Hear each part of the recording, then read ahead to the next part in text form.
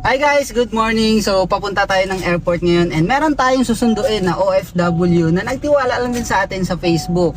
Sa Universal Achievers Empire, sa Tao Elevate. Guys, grabe. Kukunin niya yung first check niya dito sa Tao Elevate na worth 400,000 pesos. Abangan!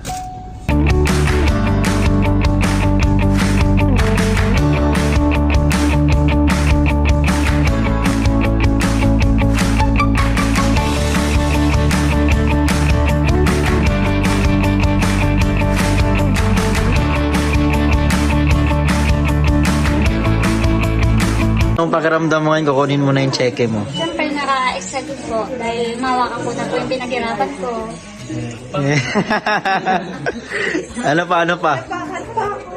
Kaya kung ako sa inyo, galaw-galaw dyan, huwag patulogin ang mga account nyo para kumita rin kayo ng malaki sa business natin. Kung kaya ko, mas kaya yun lang. Ano? At i-goal nyo rin po makapag 31 accounts kasi napakaganda po talaga ng 31 accounts. Malaki po yung kitaan dito. Yun lang. Yan, sino yung kasama mo? Yung kasama ko, Yan, yan. yung anak ko yan. Kaluboy yan. Anong gagawin niya dito? Magpapachiki din siya. Wow! Dalawa pala kayo. Yeah, bali tatlo po. Yung isang anak ko rin po.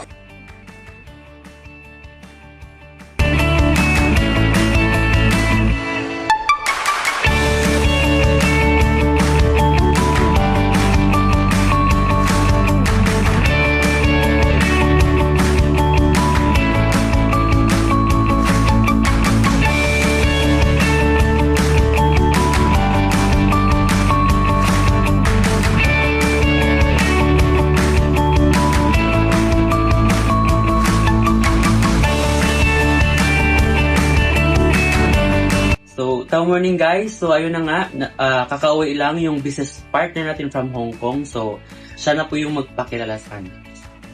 Hello, good morning po guys. Ako nga pala si Suni Balanay, OFW from Hong Kong.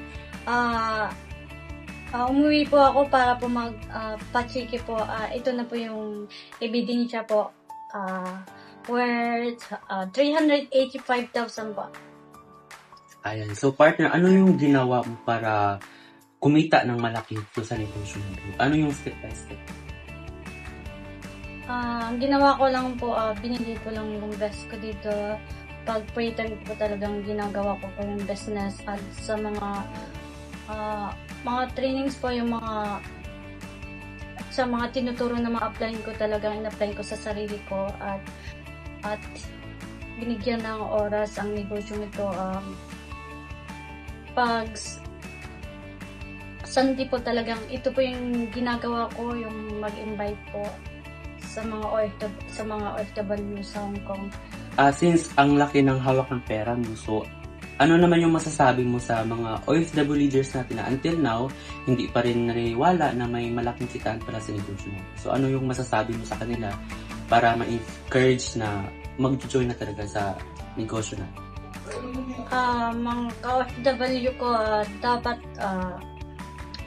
huwag na po kayo magdalawang isip na sumali po or mag-invest po dito sa community natin kasi hindi naman po mawawala yung pera nyo, nandyan lang po, at least po nandyan yung pera nyo naka-invest and bigyan at tiwala lang po sa sarili. Huwag na po magdalawang isip pa, sumali na po dito sa community natin. So, ayun partner, so ilang buwan mo kinita yung income mo na 400,000? Bali, isang taong ko po kinita po itong 400,000 po. Partner, ano yung masasabi mo sa mga taong mapanood itong video na to?